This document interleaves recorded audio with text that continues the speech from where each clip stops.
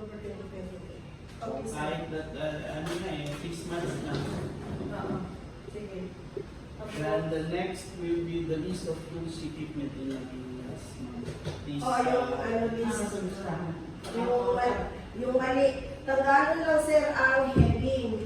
palitan ng heading ng school. Oo. Jin kami na. Oh. Okay. Kung kaning sa ikaw sa ilalim galing. Footer. Footer. Ang footer po niya, Jin, kami. Wala Ang footer. gano'n lang.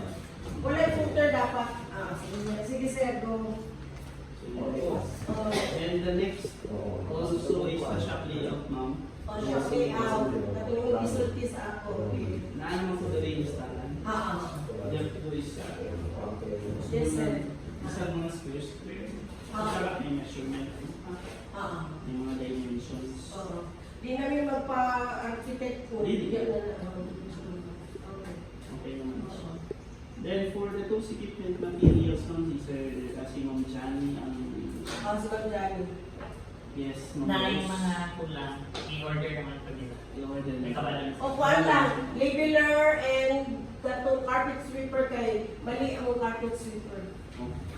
Now, so ma'am, for your non-compliance, ang documents nakatasak niya siya.